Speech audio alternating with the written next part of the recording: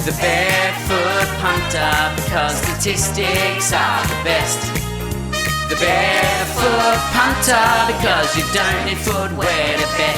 Welcome back to the Barefoot Punter. I'm your host as always, The Mug, your co-host, The Logical One. We take our inspiration from the Barefoot Investor, but instead of giving you investment advice, we're here to give you a bit of betting advice on the 2021 AFL and NRL season. And it's a big welcome back to the program to The Logical One. Yes, I had a week off and I've come back in hot, and you've walked in the door today, Mug, and you're like a kid in a candy store. I think you've had a big fill up on the weekend. Very energetic. Wow, it was one of yours actually for go to the mailbag.com.au. Our man tipped up the unders in the 163.5 Melbourne Geelong game. So I was quite thankful to be a part of that subscription. They're logical. So that was part of the reason I was up and about. There's rumours of gaps and everything from you, Douse. It's bigger gap than your front teeth. It's pretty excited. Yeah, there might have been a little bit of that. But also here, Logical, we've got the Pope with us. Welcome back to the Pope. Thanks, Mug. Happy to be here. The big news in rugby league, the top 8 might be sorted. 5 weeks in, could be over and done with the top 8. So we'll delve into that later in the show. Well, on that topic, Logical, I think straight off the bat, you were keen to talk a little bit about some minor premiership stuff in the AFL. Yeah, well, actually, before we get to minor premiership, while I was away, what happened? I had a week off and Richmond got smashed by Sydney. Port got absolutely annihilated. It was Josh Bruce kicked 10 goals. I know. We were living in the topsy-turvy world there while you were away. I don't know. To be fair, he was playing against Witches' Hats, and it was good to see on the weekend he was back to his normal tactics where he couldn't judge the flight of the ball. But he did prove me wrong for a week. Old Joshy, credit where credit's due, kicked 10 goals, and not many players kick 10 goals in a match. So amazing turn of events the week before. In terms of the week just gone by, we'll talk about the minor premiership in a moment. On the podcast we spoke last week about, I was quite keen on the Suns, but Carlton got over them in the end.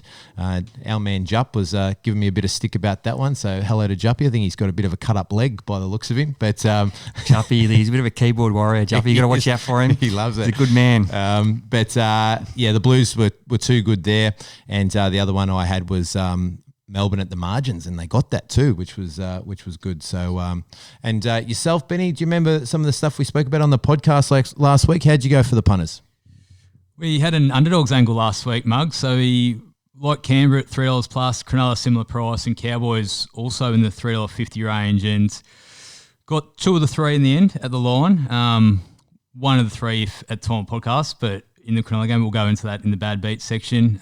They're all good value to a certain extent for those, but Cowboys was the one that got up, one outright too in a big upset. So we'll delve a bit further into those as the show goes on. And you were putting up the Storm again at the big margins, and they did it again. They're smashing teams at the moment, aren't they? Yeah, they are. Touched on getting the band back together, so they're getting a few guys back on the field who have been out injured and suspended at the start of the year, so they're starting to get a bit of the rhythm. And they've got a marquee game this week to a certain extent against Roosters, 2 of the better sides the last 5 years, which will be interesting here at Amy Park. So we'll get a real gauge on how they're going. Yeah, and a bit later on, I'll be interested to hear your thoughts on some of the flag market as well. Now that the Storm, not up the top of the ladder, but still highly rated. So we'll just discuss that later. Sounds good. Logical, maybe just before we talk that minor premiership stuff, we better talk some bad beats. And I don't know if you managed to catch it on Sunday afternoon, but there was something going on the West over there. He's not known for his kicking a goal, but geez, you'd think he'd get 1 out of 6, wouldn't you? Old Fifey. If you were an any-time goal scorer with Nathan Fife, you'd feel a bit stiff on that one, I'd reckon. Yeah, you'd be very disappointed, wouldn't you? And I don't know if you've come across any listeners that were on him, but I'd love to hear from him. I'd love to hear if that killed a multi. Yeah, let us know. I did see a couple of multis that were put up on the on Twitter that said they got killed by the Fife one, but you never know if they're actually 100% correct. Some of these multis, but bit of airbrushing or whatever it goes on. But anytime goal scorer Nathan Fife, that's definitely a bad. Yeah, bet. Just on that airbrushing, the reason that the Mug's talking about that is because back in the day, I think last year, there was a guy who was claiming he was robbed when Lachie Neale kicked 6 behinds or 5 behinds. Yes, that's right. And he actually had a doctored bet slip that he posted on Twitter, and he actually hadn't had the bet. That's fair going, isn't it? You're just after.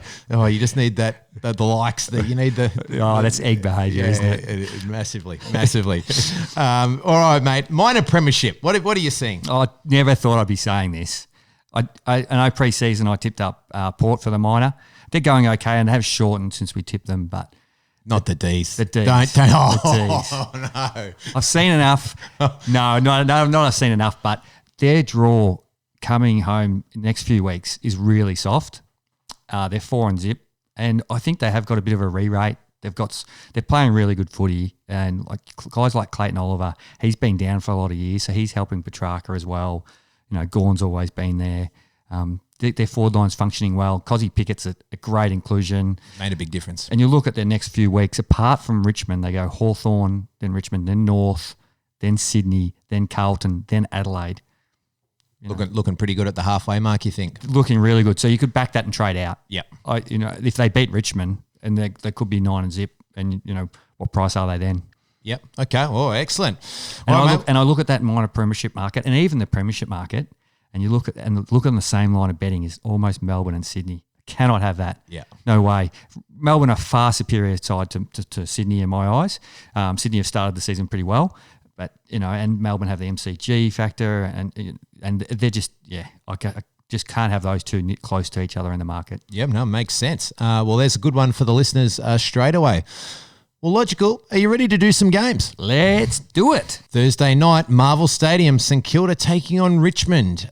This one sitting St Kilda $2.76, Richmond $1.45. Line now at 14.5, just down from 16.5. Logical, what are you seeing here? Yeah, on opening, I was very keen on the Saints here when I saw this line go up. I had these teams rated about 14 points apart, but the Marvel factor I quite liked. But since the opening, the news about Marshall not going to play has really worried me. I couldn't back the Saints without Marshall at the moment because who's a backup ruckman at St Kilda? Paddy Ryder? Paddy Ryder's not ready to go yet. Yep. And Marshall out. They've been going with McKernan and horrendous. They look terrible against Essendon with him in the ruck. And I don't want to back him again in that situation because they'll be smashed. So I would only back St Kilda if Marshall plays, but at the moment, if Marshall's out, don't want to be on him and no bet in the match. He's just so important for him, isn't he? And there's a bit of history there between St Kilda and Richmond. Saints got them last year when Richmond were fancied at a similar sort of line. And then I recall distinctly, Logical, you and I watching it, that game, St Kilda Richmond in their premiership year, and we were both pretty heavy on the Tigers, and the Saints smashed them up that day as well. So Saints have got some recent history against the Tigers there. So maybe just warning the punters off that one. Okay. And also you always have to fear the Tigers coming off a couple of losses. Yeah, well, I just had in my notes here, I would like to be with the Tigers, but just too high for me. If we can get some movement there, I'd consider a bet on the Tigers, but at those prices, I'm just staying out of that one. Yep. Friday night, we've got the Eagles taking on the Pies, and we've had a bit of a move in this one, Logical. That line started up around about 17.5 and has now ticked out to 22.5. So the punters are really coming for the home team here. West Coast not going great themselves, but the Pies, geez. Oh, boy. Can you have any of them? They've traditionally got together well, travelled over to the West well. That fantastic game last year in the finals. Can you see them making a case over there in the West this time around? Yeah, you're right. They do travel well. I've seen them twice live this year, and they've stunk both times. Their forward line's not functioning well again. Their midfield's not even really going that well. They've lost Taylor Adams. They're going to bring in a couple more youngsters. I think this market has moved to West Coast. I actually think it's going to move a little bit back towards Collingwood. And then once it does, I'll be looking to back West Coast. Yeah, okay. And so what do you think it can get back to its opener? Do you think it can sort of get back around that 17.5 or? Maybe not that level, but yep. I think it might come back a little bit. Yeah, okay. So a bit of a market watch on that one. I didn't have any betting interest in that one myself. I was maybe thinking that Collingwood could be a play at that bigger number, but then I wasn't actually aware of the Taylor Adams situation, so he's absolutely crucial. I couldn't be going near Collingwood without him. Saturday twilight SCG, it's the Battle of the Bridge. Sydney hosting the Giants. This one has been pretty steady in the market, but a couple of key players going to be missing for the Swans. Logical. Good win from the Giants on the weekend. I have a feeling that you might be a bit excited about this one. What are you seeing here? A couple. I know of Dane Rampy. Who's the other one? Heaney. Heaney won't be playing. Sorry, Heaney. So they're two massive outs for Sydney in a young team, experienced players. What are you thinking here? Yeah, I exactly what you're thinking I'm going to be thinking. I think Sydney are a young side. They've done well. They're 4-0. They've lost a couple of players. They were only okay against Essendon. Challenged on the weekend. Last week to get over the line. GWS are starting to play a little bit better. I'm still not convinced there's something still amiss, but a couple of their young midfielders played well on the weekend and they're starting to get a bit more ball in the middle. And Finlayson came back into the side. How's he not being in the side? Has he been injured? I think he has been. Yeah, I think he's had a couple of issues, and they got Big Riccardi back in recently as well, which he's a really good player. Yeah, well, Finlayson kicked 4 on the weekend, I think, and he was a big inclusion. Obviously, Toby Green's going really well.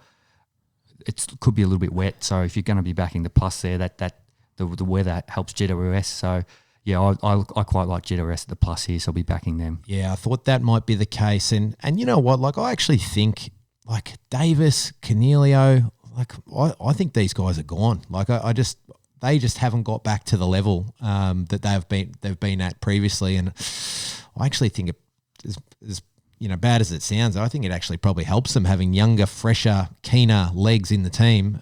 You miss a bit of on-field leadership and all that sort of stuff, but at this point in time, I'd probably take the young blokes over those guys. Yeah, it's funny. And Josh Kelly was okay on the weekend. He's starting to get a little bit better, but he's just nothing of the player that he used to be. And, like you put him with Coniglio and Davis, they've lost a lot of form from key players, haven't they? Yeah. Well, interesting. There's one for the listeners anyway. The Giants versus the Swans.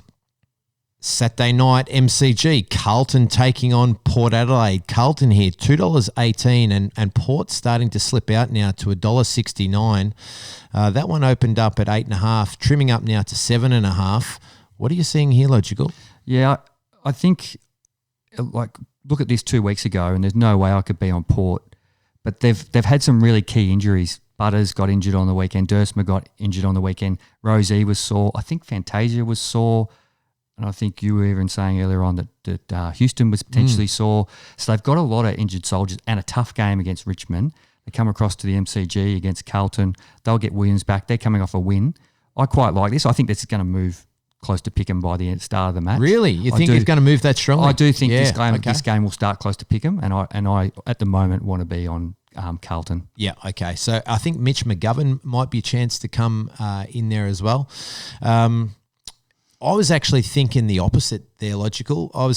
My original thought was if I can get some movement in that game, I want to be on Port. But I am a little bit put off by the injuries to those young fellas and how the others may have pulled up. So hearing you saying that you're quite keen on Carlton might just turn me off that one. But Carlton, as we know, they're a really really good outsider, and they do perform quite well at the MCG, and we do know Port don't get there very often as well, so you get some advantage there too. Yeah, and I think even the other thing is Paddy Cripps has probably been he's a bit of a barometer for Carlton. A few weeks ago, he wasn't playing well. If there's a team I feel like he's going to go well against, it's Port Adelaide, because they've got those strong inside mids and he can challenge them. Yep. Whereas if they're a faster side, that's where he can sort of really struggle. Yeah, okay. Well, that's a good insight there as well.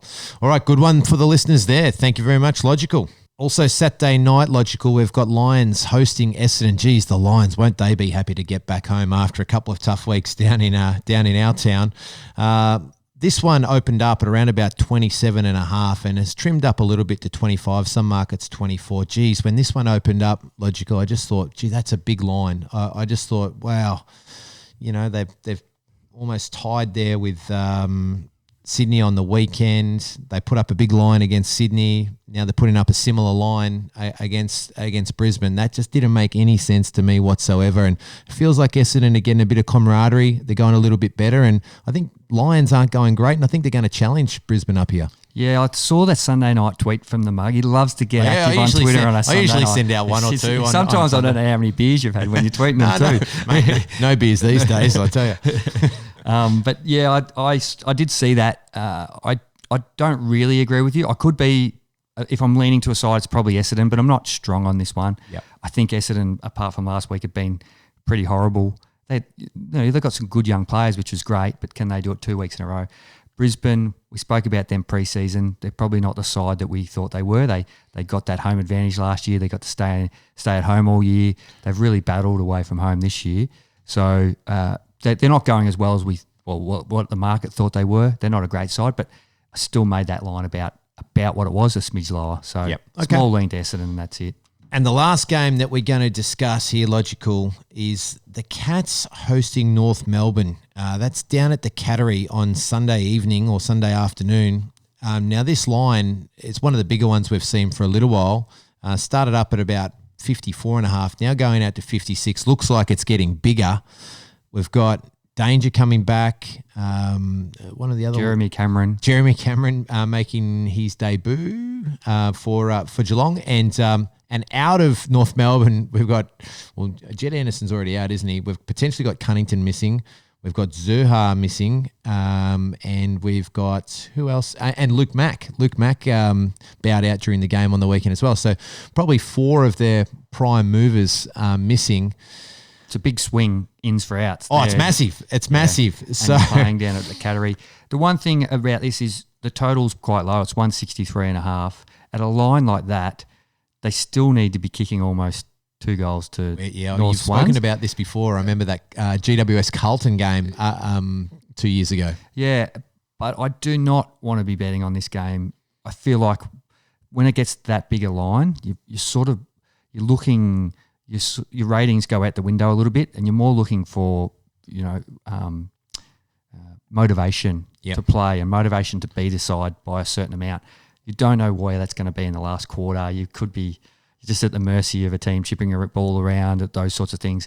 For me, I've just no interest in this game this weekend. Yeah, I've had a few people contact me on Twitter saying the Superwolf was messaging me the other day saying, Mug, you've got to be into this one. This is the absolute fill-up of the year. Just get on board. Like the minus. Get on board the minus. Yeah. And it's just too big for me. I just cannot be getting involved in that sort of stuff. If anything, I'd be on North at the plus, but with those players missing, it's just like, who are North Melbourne without all of those players playing? So we'll be just passing on that one, I think. What did they give up? 8 of the last 9 goals on the weekend. Which is really interesting. There's been a lot of clusters of goals. We didn't talk about that at the start of the program, but St Kilda, I think, against West Coast, they kicked enormous, like the last 8, I think, as well. Yeah. Well, I know West Coast kicked the first 3, then they came back, and then they so it went 3 and then 4, then 3, and then and the same thing happened in the Gold Coast Carlton game as well. That was very up and down. If you're live trading these games, you could have had an absolute day out. And I believe the Hawthorn Freo game was a little bit up and down at times too. So yeah, it's definitely been a bit of a theme from last weekend. I like that. I think the weekend was really good because sides came from behind with the clusters of goals rather than a side just flat track bullying. And it's good when they come from behind. It's exciting for the game. And both those games were really interesting, the St Kilda West Coast and the Adelaide North until the end. Very good. Well, mate, it's great to have you back and great to talk some AFL. But it's time now to turn over to the Pope and talk some NRL. Now, Benny, I had a bit of a flutter on the NRL on the weekend, and I heard that Tomalolo was not going to be playing, and I took the minus 9.5. You liked the Cowboys already at that price. Now, he didn't play, and that price moved out to 13.5. I think it almost jumped. I think you'll find 14.5 at some establishments. So they got out to $5 head to head.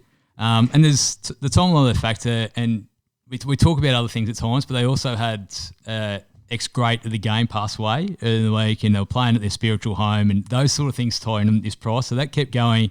They'll show up. They'll want to do it for Tommy Raudonikis. That certainly played in that price. What To what level? Who knows? But that did tie into that price to some extent. So you liked them before he went out. After they went out, did you still quite like the Cowboys? Softened, but then when I saw what it got to, I couldn't have it again. So Yep. I didn't have, on the mailbag, I didn't quite have the courage to go through the head-to-head tip because he's such a big out, and they've been shocking that 2 weeks prior, but it was too big. Touched on the podcast last week, but, West are the probably fifth worst team in the comp. Like, for them to be going off $1.30s, like, it was just too short. I couldn't have it. And a lot of people disagree with me. People in new leagues still like West, but it just seemed too short for an average judges. team. Yeah. But lesson for me here is just don't take on the Pope. And I've learnt with my pocket. I'm happy to end on that note with this logical one. Round 6 of the NRL, and it always surprised me how quickly these seasons go, but we're already into round 6, a quarter of the way through the season. Benny, we're probably going to bypass Thursday night game because we've got another really, really big line there, 26.5, and we're going to go straight to the Friday night game. Newcastle versus Cronulla. Cronulla slight favourites, the 1.5 point favourites. What are your thoughts here?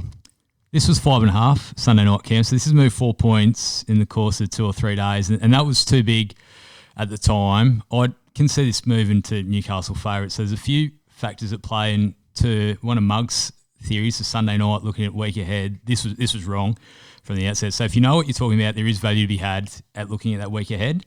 There were players out, players coming back, potential players missing. If you can dilute through all that cocktail, then there is angles to be had on that Sunday night. So that's just one for the listeners to consider. Yep. Future weeks across both codes probably. But with this too, we've also had a coach sack this week for Cronulla. So he's out come 2022. I love a good coach sacking week after trying to look at the motivations. Yeah, so he's there the rest of the year at this stage, but who knows what that means. Like if you don't have a contract for next year, do you want to stay? So there's that into that price too. I can see this keep going towards Newcastle. If you do like the Knights at home with players coming back, now would be the time to get on at the $2 or plus 1.5, because I think at best or at worst, whichever way you look at it, that's going to be pick 'em. But I can see Newcastle jumping favourites in that game. Yeah, and do you want to be on Newcastle, or you just think it'll move that way? Yeah, it's a hard one to dilute with all that. But again, if you try and look at the variables of coach sacking, players coming out to denounce the coach not getting a contract next year, I'd want to be on Newcastle, even at the price now. Yeah, very good. Very good. The second game on Friday night, Amy Park, is an absolute ripper. The Melbourne Storm versus the Sydney Roosters. Storm are 8.5 point favourites, $1.35, and the Roosters $3.15. I love this game. What are your thoughts here, Pope? It's a cracker on paper, a logical one. The premiers from the last 4 years are these two clubs, two each in the last two. You've got the recent storyline around who the best fullback in the game is. The Pap, Melbourne's man, or Tedesco's been the number one player for a while. So a lot of storylines, and the price is stark at $3.15 plus 8.5. It really stands out. And as a result, I think the Roosters price will stay too short this week. I think it just stands out the Roosters, that price, that doesn't look wrong, and the weight of money will come that way. I can get this bigger. Sans Kiri, as we've touched on in previous weeks, they're just going at the moment, the Roosters, even though they won the last couple. Like they had to come back from 14 late last week. They won't be able to get away with what they got away with against Melbourne. I can get this bigger, and we'll find an angle around the Storm this week. And I think you've said it 2 weeks in a row. It's been right. You're going to say it again 3 weeks in a row. Storm at the bigger margins. Yeah, I think so. And this one's harder to go because they're playing a powerhouse of the competition in the Roosters. But with guys out, it's really on that paper that Roosters team is a young side. And Melbourne's, as I've sort of touched on, Melbourne's getting players back. They're starting to hit their straps. I'm going to be looking at big margins in this one. Melbourne run away with this. And they won't let Roosters off the hook. Like Roosters have beat them in a 2018 grand final, 2019 prelim. They'll want to sort of make up for those previous years a little bit and heat revenge. So I can't see them taking the foot off the pedal at any stage in the game. So I'm going to be looking in that direction. And the Pap at the moment is a try-scoring machine. How's Munster going at the moment? He's probably had a soft start to the year, so his role's changed pretty significantly with Smith out, and he's having to sort of be the dominant playmaker. He's the guy now in Melbourne, and he hasn't quite fit in that role, probably trying to figure out the right mix between incorporating his natural flair and also being the game manager, and he's still working on that aspect of the game. So he's had a soft start to the year. Pap is the main man for the Storm at the moment. And then we move to Saturday night at Glen Willow Oval, which I'm not even sure where that is. 3 o'clock game, Manly versus the Gold Coast Titans. The Titans are 6-point favourites. Where is Glen Willow Oval? I thought that wasn't the home ground of Manly.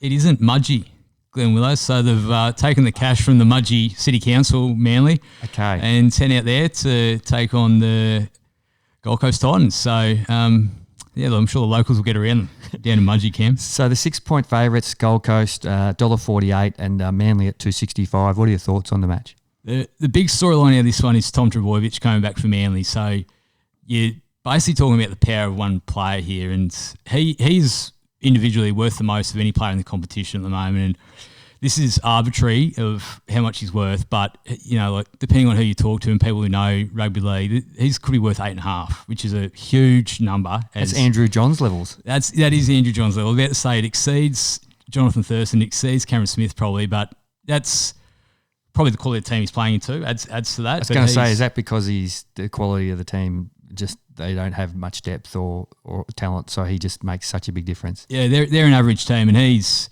We talked about Tedesco v Pappenhausen as a fullback battle. If he has 2 good months, then it's a 3-way battle, this conversation. He's that good.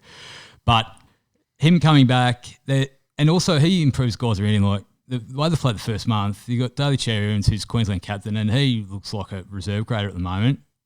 Trbojevic comes back, he's a different player. His brother, who's a rep player, looks different too.